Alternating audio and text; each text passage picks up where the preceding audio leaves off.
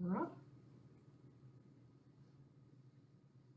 Let's begin with a sitting meditation.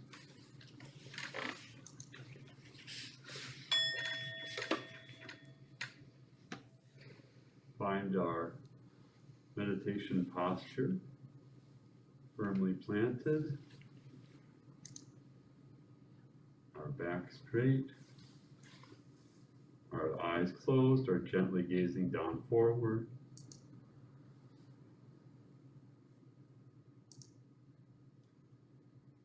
And take a minute to feel our body in this position. Feel the contact of our body with the seat and the floor. Feel our hands.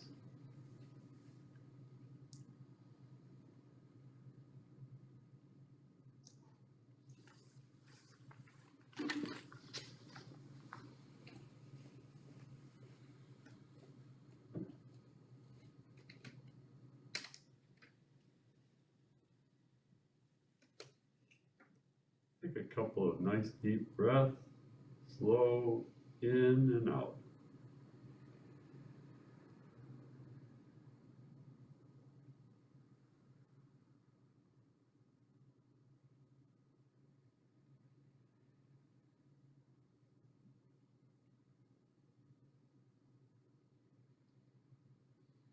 And just bring the attention to the feeling of the breath. Perhaps at the nostril, feel how it may be cool coming in and warm going out.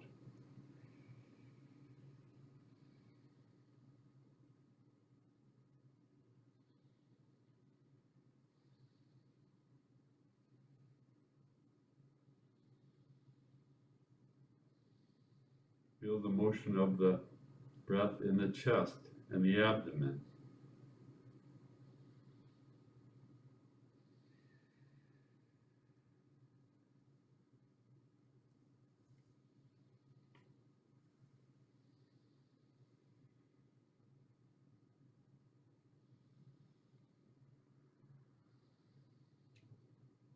Not trying to control the breath, just normal breathing, and just feel the in-breath and the out-breath.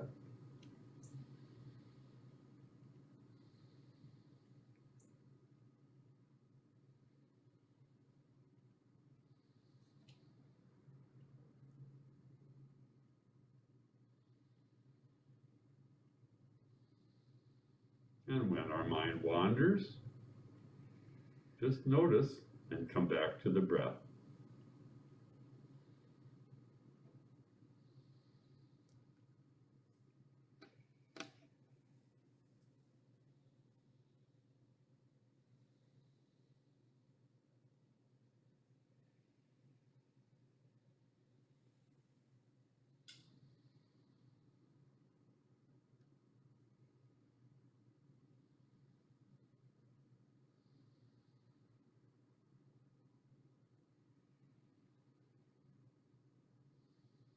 Check in with our body now and then. Feel the position of the body.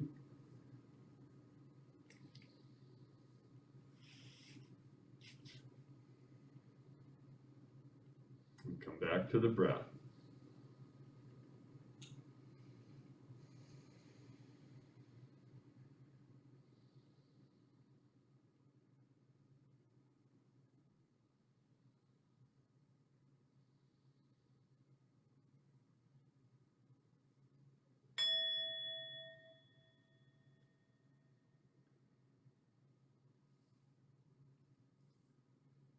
Well, welcome to week 4 of our mindful meditation class. Can you hear me better this way? Okay, good.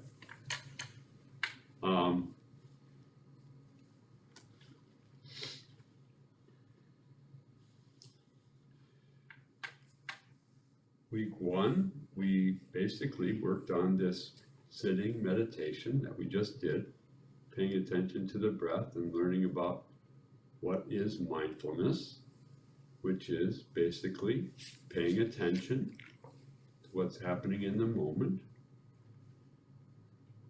We we do it intentionally. We say, I'm going to pay attention to ourselves. And we just notice what's going on with sort of a kind intention, just noticing it, not judging what's going on, just noticing. That's mindfulness. In week 2 and 3, which was week 2 in the book, Real Happiness, we were paying attention to mindfulness of the body, which we already do in the sitting, but we had some more specific practices about paying attention to the body. We did the body scan, we did some yoga, mindful stretching, we did a walking meditation and eating meditation.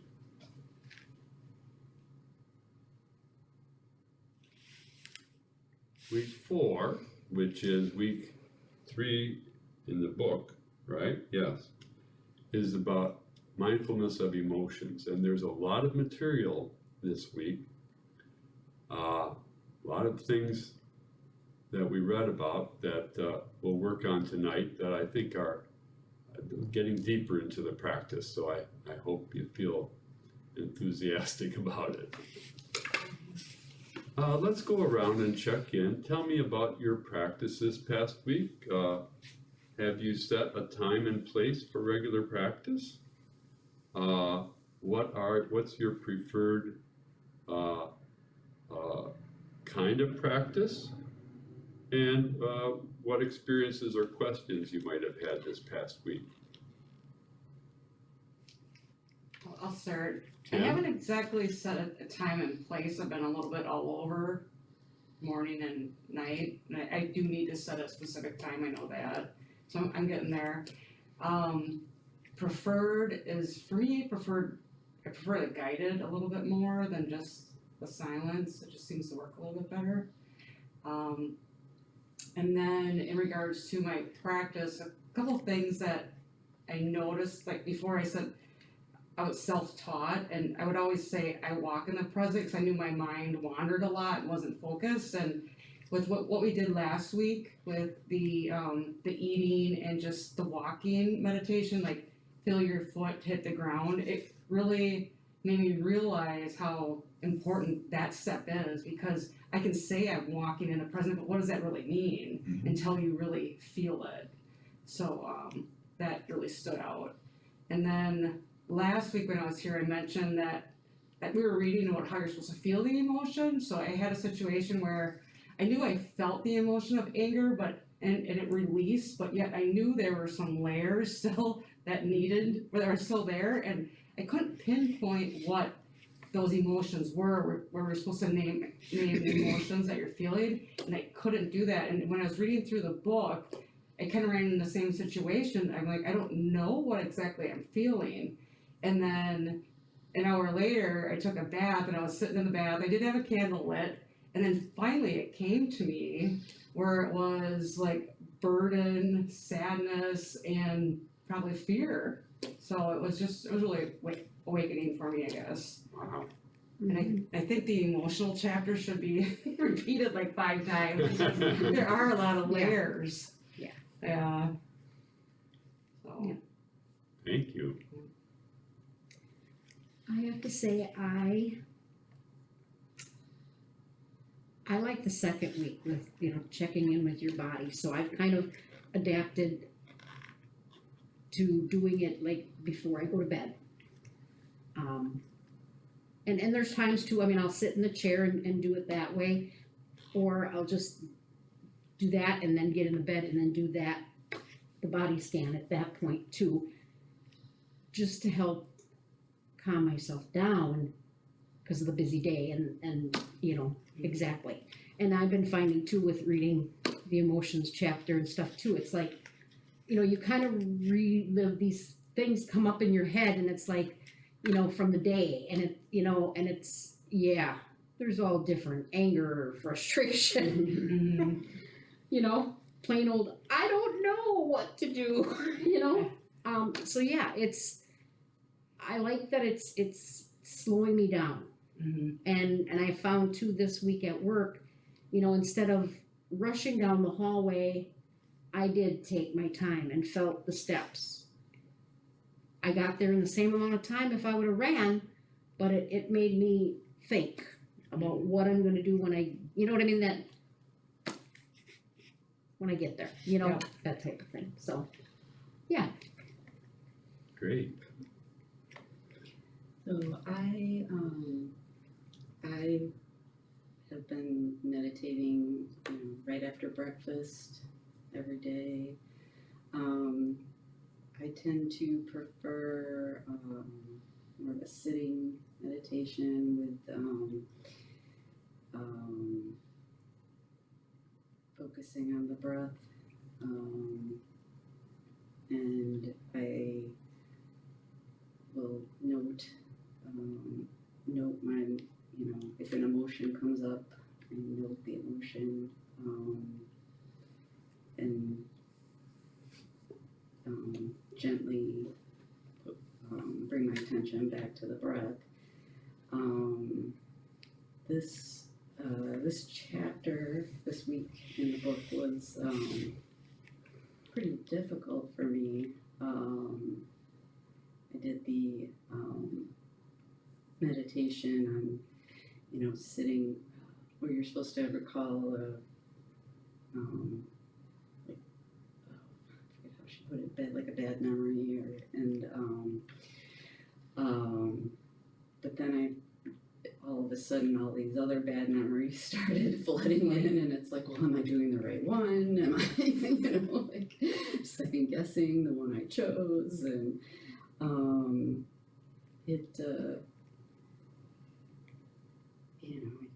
say, okay, no, it's fine, just stick with this one. And I would, brought myself back to it.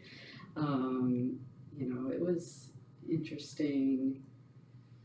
It was a little difficult to, very difficult to try to just observe the emotion instead of instead of feeling it, and I liked the suggestion for like where you pretend like it's in the person next to you is feeling the emotion. Yeah. I liked that, so that helped, and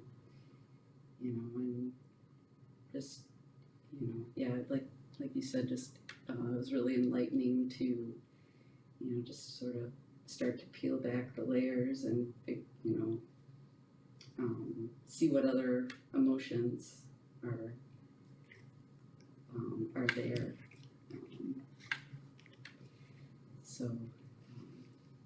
Yeah, it's an interesting week, and I need to work on that some more. Definitely. Wow, I'm so pleased to hear you all share and what you've been working on.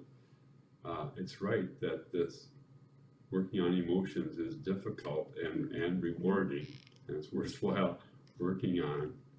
And I'm so pleased that you're taking time to notice mindfulness just going through your day, walking down the hall, or things like that is wonderful. Marcia, thank you. Kim, what guided meditations have you accessed? Where do you find it? I actually, with Sharon's book, I scanned the code and downloaded all of hers, so I've been using hers. Good, very good. Okay, good. A couple of days this week, I had just a little extra time in the afternoon. I did what I call a sitting outside drinking tea meditation.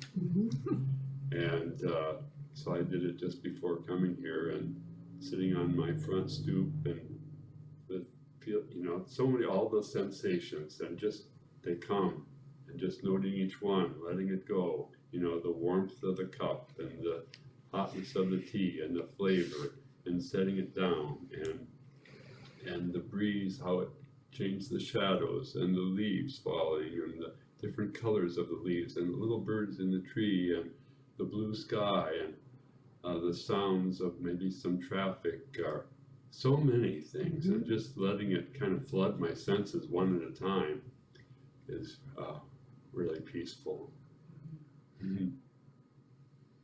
Lenny, you want to share anything? I like to schedule, I intend every morning to meditate.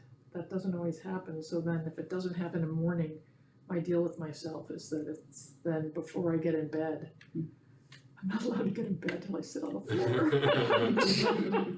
That's a good thing, yeah. I have a nice cushion and I mean, it's nice. And I find when I do that, I'm much more rested.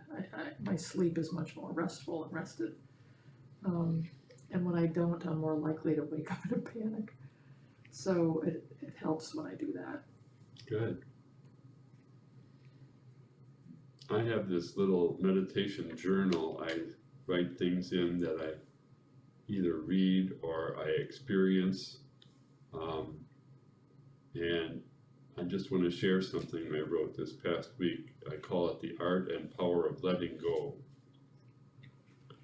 If I can let go of this thought, emotion, sensation, it allows space for another to come, which also needs my recognition. If one thought predominates and my concentration strays long from the breath, the others are not allowed to surface to attention to get the care they need. All they need is my attention to be acknowledged, accepted, and then let go of.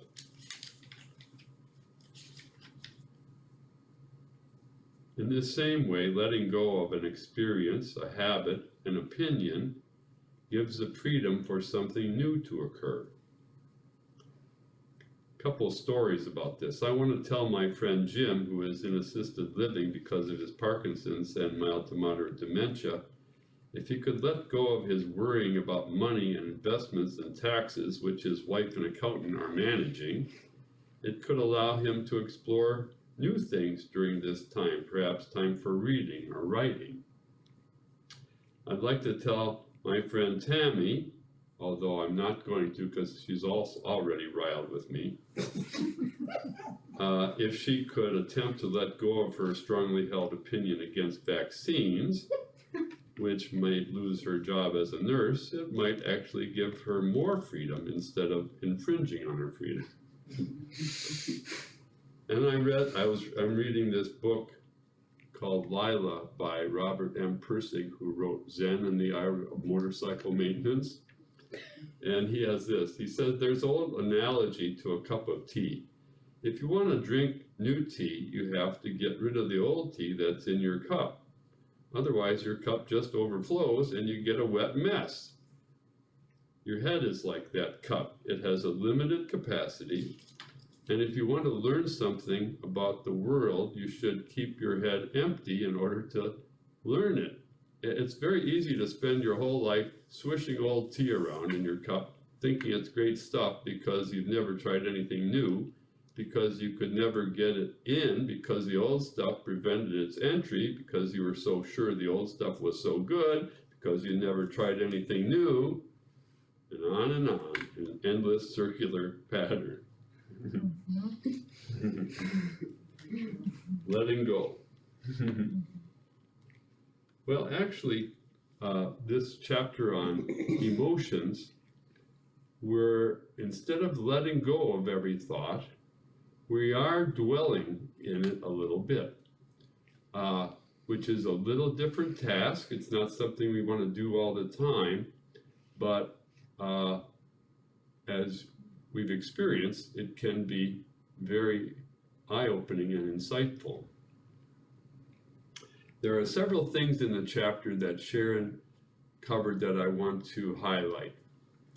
One is the concept of mental noting, which we've mentioned, and that is when a thought or feeling or sensation comes, we try to name it. Now, we don't dwell too long on trying to find just the right word, but if we can name what we're thinking or feeling in a general sense, it kind of brings it more to our mind. And I've got a couple of handouts about all the different things that we might think of to note mentally, because it's hard to come up with the word, and our vocabulary, increasing our vocabulary about this helps too. So that's really worthwhile, I think, especially with this task of thinking about difficulty in our life. Which one of you went through a whole litany of stuff in the bathtub and all the different things that came up? That was amazing. So that was mental noting, kind of giving a name to this, the feelings. All of these emotions we have or thoughts have had two things. One you might call primary feeling, or it's sometimes called feeling tone. So everything that comes in our mind is either pleasant, unpleasant, or neutral. And we know that the pleasant things we tend to grab onto because they're so nice, we want to stay with them. And I certainly find this when I'm planning something. I love to just, oh, it's so nice to plan it. Then I think, oh, geez, I've been lost in this plan. Come back to the breath. Or if it's unpleasant, we don't like it. We tend to push it away, and pushing it away just kind of strengthens it sometimes, right? So realizing that all these thoughts have these aspects, pleasant, unpleasant, and neutral ones, we just kind of numb out, okay? And that's not good either. If we really want to be mindful and experience life to the fullest, we note these, we pay attention to them, and then let them go. So that's primary or feeling tone. The secondary one would be really naming what the emotion is. If it's a pleasant emotion, is it joy or satisfaction? If it's an unpleasant emotion, is it pain or frustration or fear? And we can go through layers with that.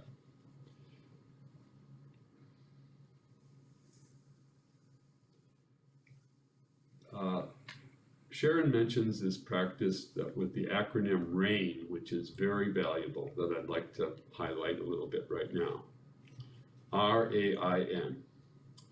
R stands for recognize. So as we're sitting, we notice something and we recognize it. We pay attention to it, okay? We may use some mental noting to note what it is. So that's the first step, especially with an uncomfortable emotion. The second step, A, stands for accept, which means we don't try to push it away or hold on to it. We just note this is real and let's just stay with it for a bit. Acceptance. The third one, I, investigation, is really the heart of this practice, and it's looking a little bit closer at what we're going through. So naming it is helpful. Just saying to ourselves, how do I feel with this? What does it feel like? And that comes into the body. They say that every emotion has a corresponding sensation in the body. And if we can be with that and notice how it feels in the body, if it's uncomfortable, like fear, maybe we notice that we're tight, or we get a weight or something in our chest, or more often probably in our belly, like a knots in our belly. And noting that does several things. It brings us deeper into the emotion to really know what it is and maybe go through different layers with it. And very often, it just helps it to diffuse. Just noticing that feeling right here, it tends to relax. Maybe we go through other layers and we keep staying with it, but if we get through, recognizing it, accepting it, investigating it by feeling it in our body, we can very often move to the fourth step, N, non-identification, or sometimes just called nurturing, where we just realize, this feeling does not really define who I am. It's just something that passes. All these things are impermanent. They come and they go. And realizing that helps it to clear, and then we can go on, come back to the breath. We might need to meet it again later, especially if it's particularly painful. We don't want to stay with it too long. We let it go and say, okay, I'll come back to the breath for a while, and we can always meet this again. So that RAIN practice is really valuable, and just having those 4 words, I think, is really helpful. Well, I'd like to try doing a guided RAIN practice with you right now, if you would, please.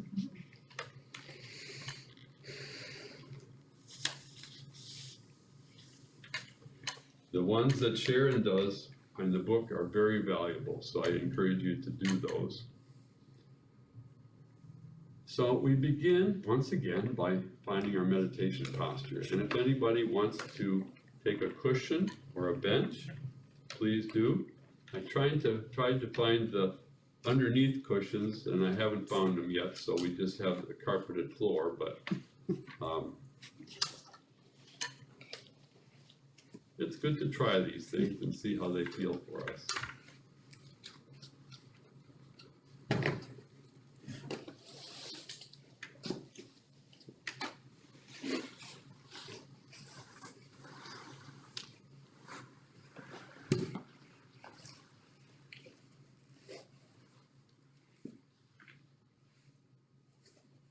We find our meditation posture.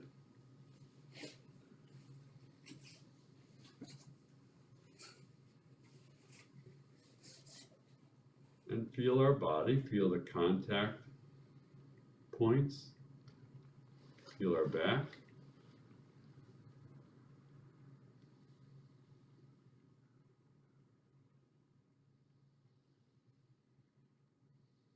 Bring attention to our breath.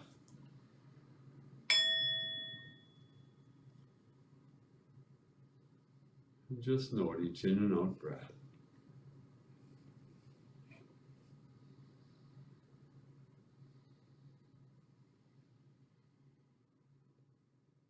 Now, if you will, try to bring to mind a current or a recent uncomfortable situation in your life. Something real, maybe a rift with a loved one. Maybe something you said or did that you regret. An illness that you've been having, maybe financial pressure or stress at work. Just pick something that's uncomfortable. Don't pick something that's too painful to deal with. Maybe something that's at least somewhat irritating.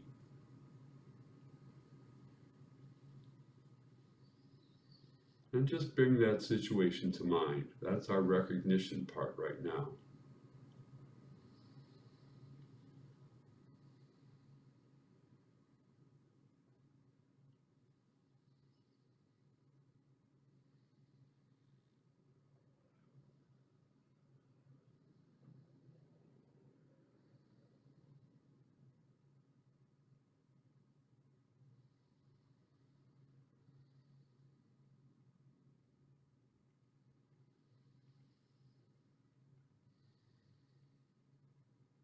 Accept that this situation is real.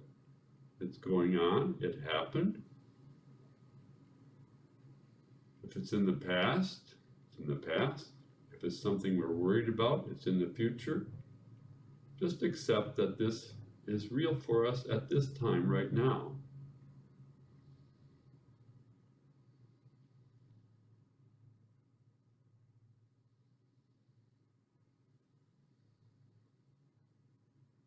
Take some time now to investigate what this feels like.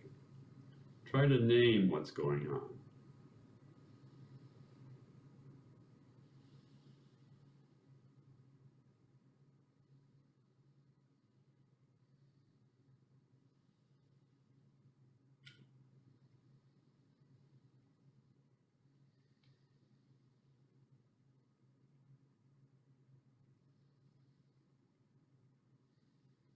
Note where we feel it in the body. What does it feel like emotionally and physically?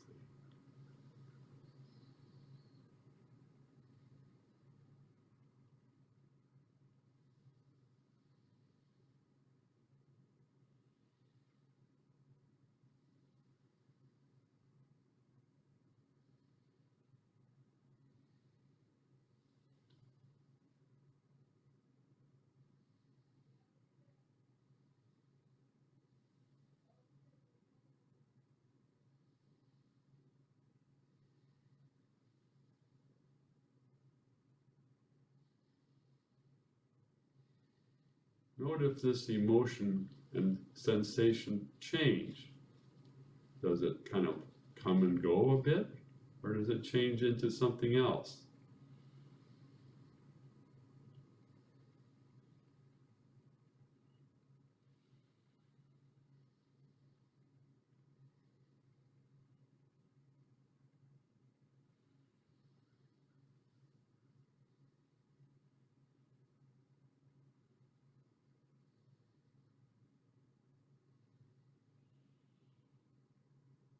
Come back to the breath, our home base now and then. Feel our body as a whole.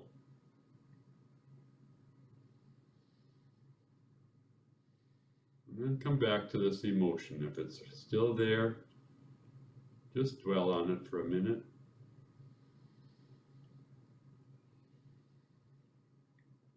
If it's fading, just let it go and come back to the breath.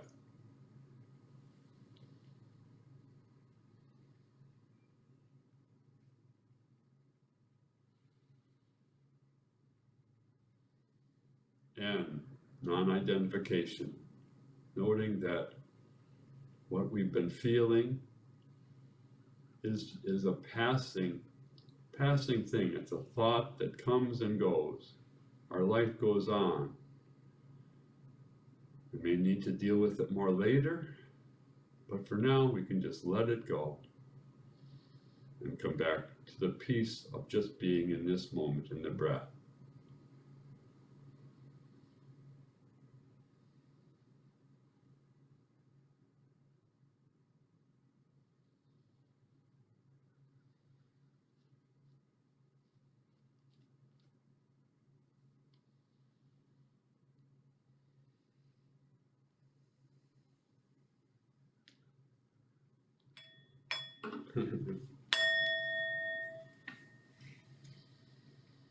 And come back into the room. Change our position. I'm going to change because my knees hurt.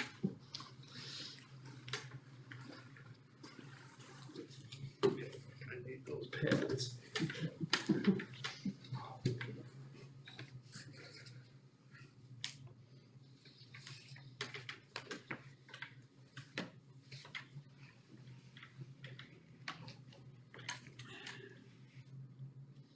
And just note for a moment how we feel right now.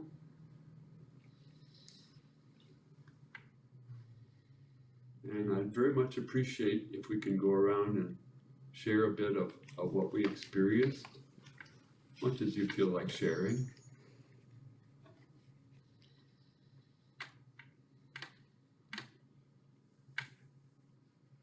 I guess Go ahead. I'll say that I can start. I think it's really hard just to figure out what the emotion is, and you're just like stuck a little bit, but eventually it kind of comes to mind, and then when you release it, it's freeing in a way. So I guess that's what I experience, and I know for me, for the emotional part with the way I think the way you're raised and life experiences, for me, I've shut my emotions off, I think, a lot, and I didn't have a lot of feeling. I'm more of a even tone person, so I'm excited to explore this more to see what changes it's gonna make.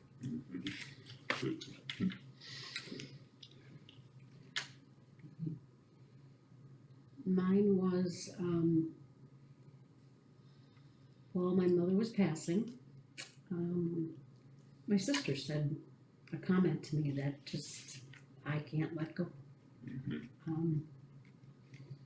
And I mean, I've gotten over it. I mean, it's again, everybody's emotions were mixed, during that time.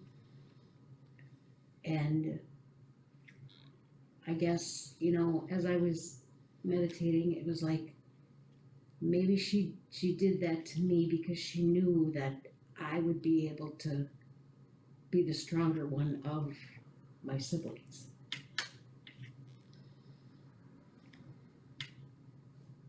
I don't know.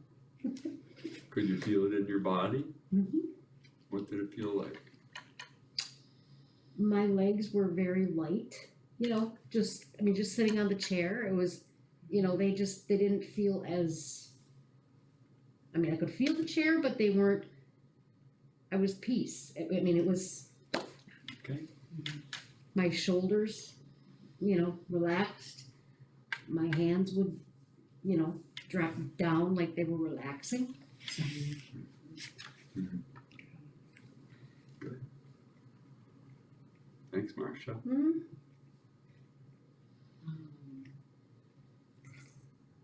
I have to admit, I had a hard time because I wasn't comfortable. Yes, all right. So, but I did, you know, call up something that, actually happened just last night where I didn't handle something very well with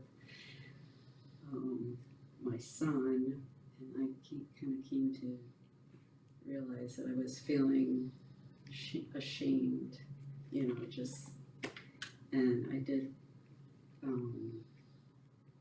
guess I felt it like in my throat, like my throat felt real tight, and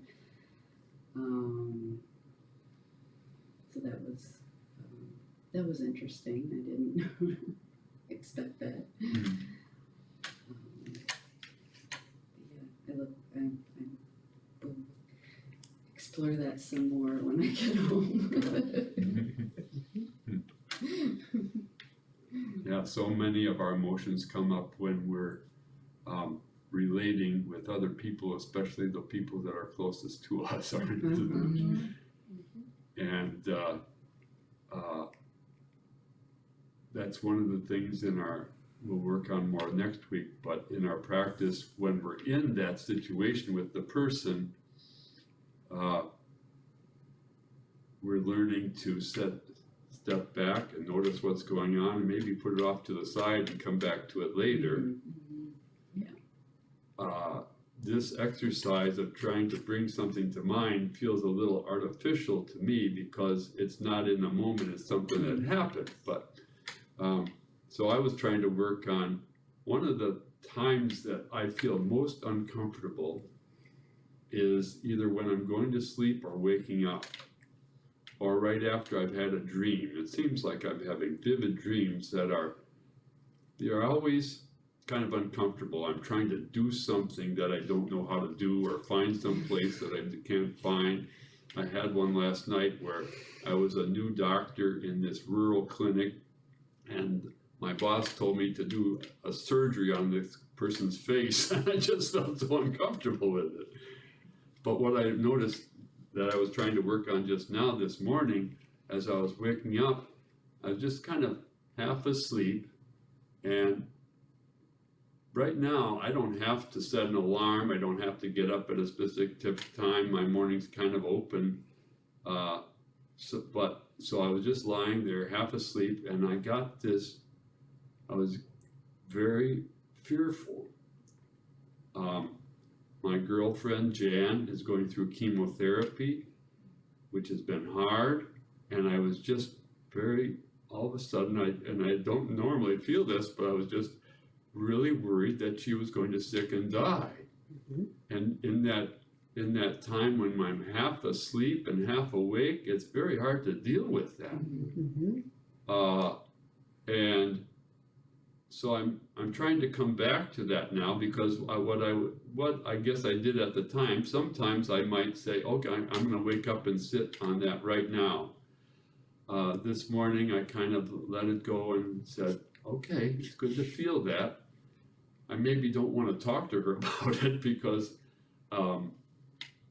as I can share most things, but I don't want to make her more fearful, which is kind of the elephant in the room, Right. you know? Yeah. So I mainly felt it in my belly, like a tightness in here, and just being able to note that and release it.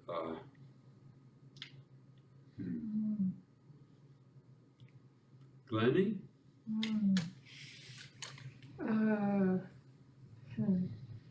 Hummingbirds in the belly. And they're excited and they're frantic and they're panicky, depending. I mean, they kind of go through all kinds of things.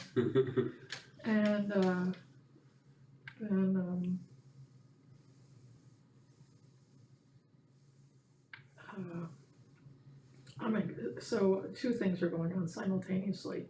Yesterday I got a text from a dear friend who lives in the Netherlands for the last 30 years, and we usually text maybe 4 or 5 times a year, and she sent a picture of herself in a hospital bed in her living room.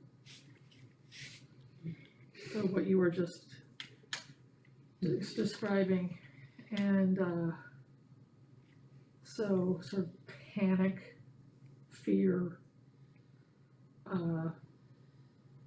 going to the worst place, to the worst possible outcome. And she said, I can't talk, email her daughter, which I did, and now we've been emailing.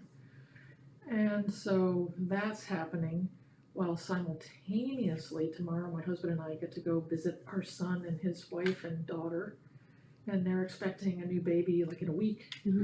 So just major sort of that whole full cycle of loss and renewal, and all of it, sort of the hummingbirds are just going pretty wild. And then I felt it going up to my shoulders and getting tense, so then I had to just sort of say, okay, hummingbirds, maybe you'd like to go fly for a while. So I was talking to my hummingbirds. And I find when I dwell on it and those thoughts come, they can sort of like amplify. And there comes a point in there where I'm afraid that the amplification is going to be more than, like, it won't pass, and I have to remind myself that I can open the door, open the window to let the trapped hummingbird out.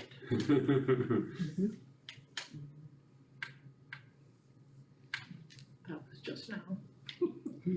Thank you.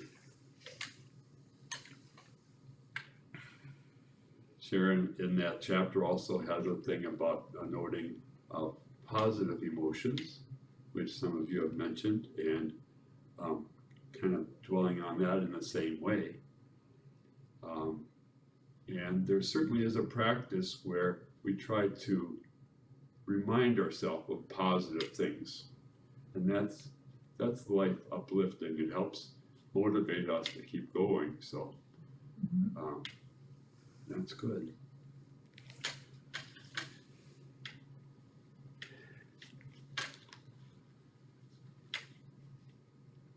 I've got a lot of handouts that I'd like to go over with you a little bit. In the week ahead, that's week 4 in the book. Week 5 for us, well, it's about loving kindness meditation, which seems like a jump, but it's all, there's a bridge. They all fit together. So that's up to page 180.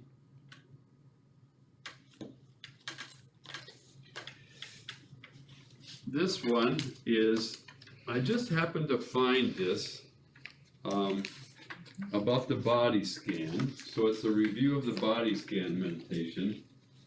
But I particularly wanted to bring your attention to the last page when we're talking about mental noting.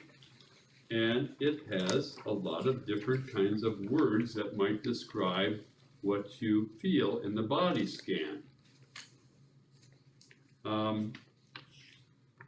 Kim, if you don't mind starting with you, would you go through and read to us the physical sensations you might notice with the body scan? On the very back. I'm not sure. Oh, on the back, Oh, back page. I was looking at the second. I think I don't see it. The first column, is that what you said, or? If you want to read all All of of them. them, okay. Tingly, tight, loose, soft, rough, stiff, flexible, airy, dense, burning, shooting, prickly, numb, shaky, pounding, stinging, pulling, numb, itchy, throbbing, airy, dull, sharp, achy, pulsing, trembling, cutting, vibrating, sinking, achy, light, heavy, tense, relaxed, cool, warm, clammy, and dry. So I think having a list of that somebody noted is kind of helpful, and it builds our vocabulary. Marcia, the next one, would you read the emotional reactions you might notice? Sure. Impatience, wanting to stop. Release, disgust. Joy, surprised. Enjoyment, wanting to continue. Sadness, anger. Fear, frustration, grief, anticipation, boredom, pride, and shame. I certainly noticed those. Mm-hmm. And Amy, once in a while, our attention drifts away from the body scan. What are some common thoughts that may occur?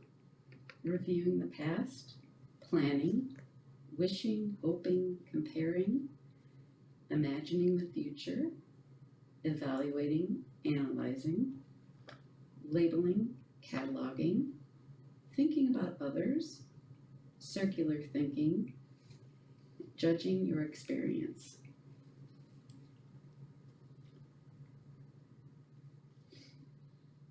Any comments or questions on that? I think that's helpful. Yeah, very helpful.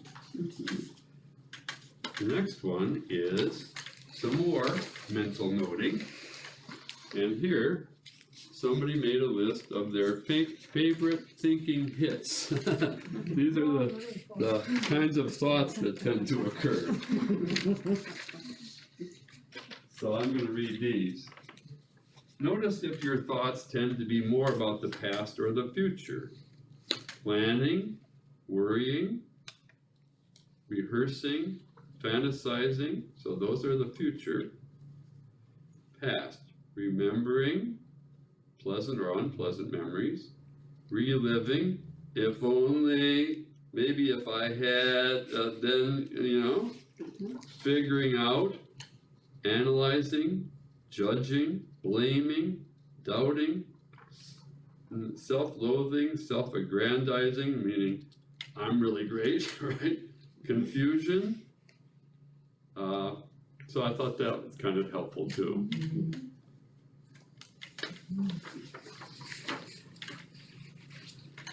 This one is kind of a long description that one of my teachers wrote on the practice of rain that you can spend some time on at home.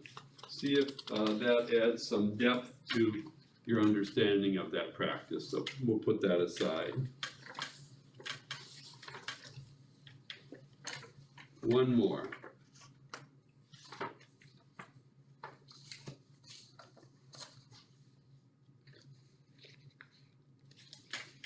I'm just wondering if I should wait with this one till next week. We've got so much right now.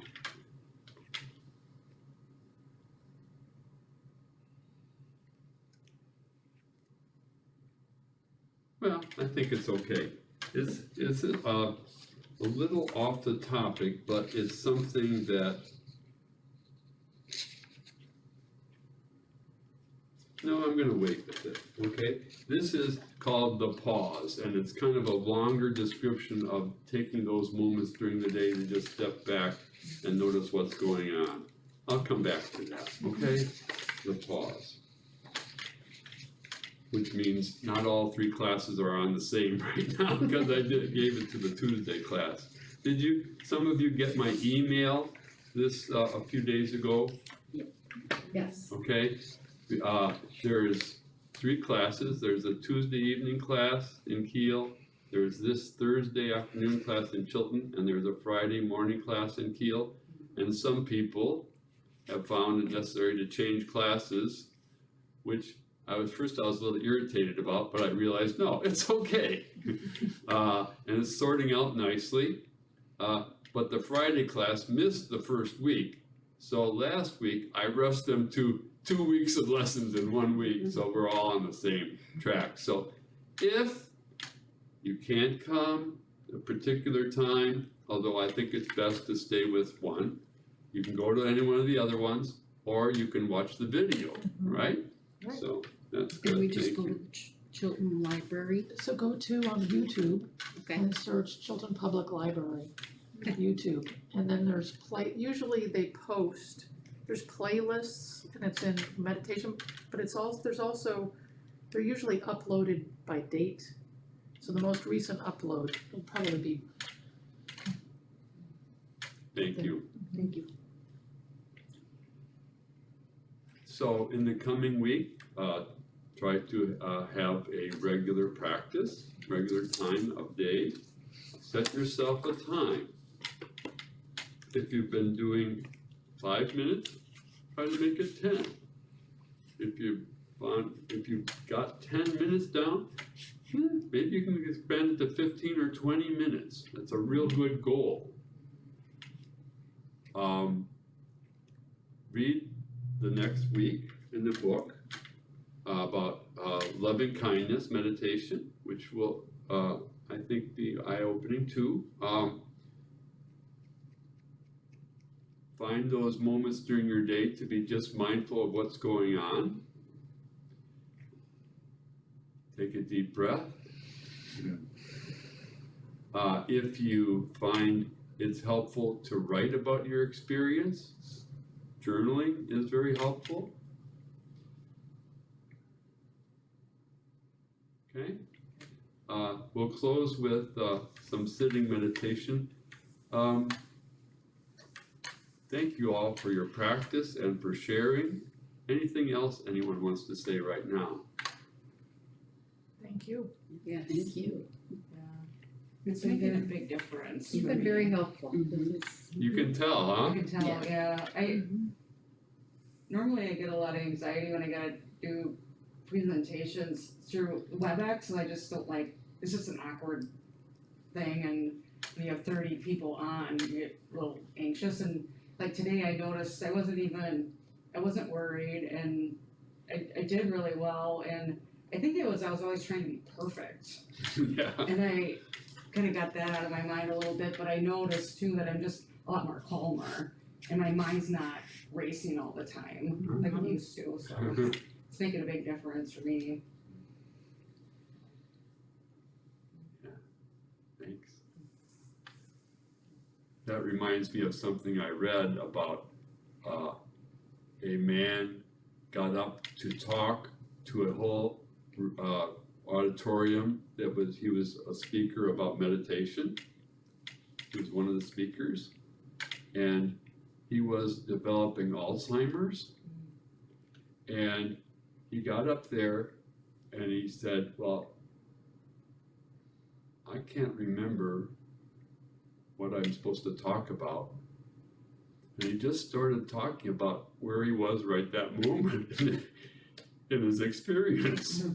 I feel kind of nervous being here with all of you, and it bothers me that I can't remember things, but I can feel my breath. And he just went through that for like 10 minutes, and the people said it was the most profound lecture they ever heard. Oh, wow. And so when we are in a tense situation, if we can, if we're prepared, it helps, but it also helps to just calm down, take our time, take a breath, and be real, right? That's right. I guess that's what I'm learning is slow down. Yeah. I don't have to do it all. Right. Take some time and just, And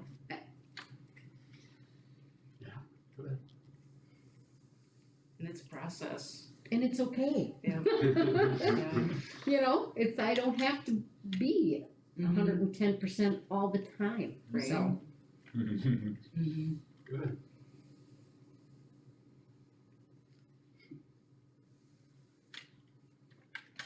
Okay, let's close with some sitting meditation.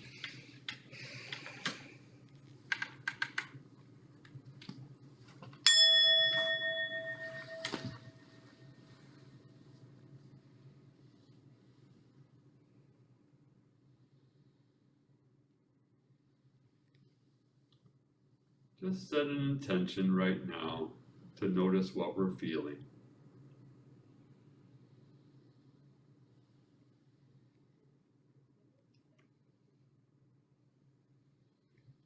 In the body and in the mind.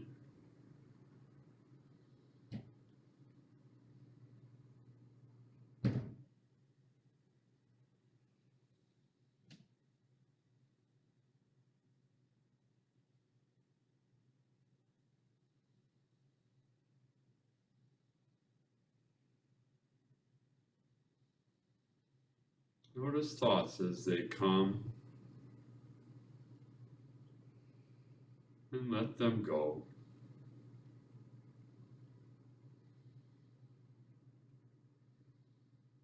Our anchor, our home base is the breath. Come back to feeling each in and out breath.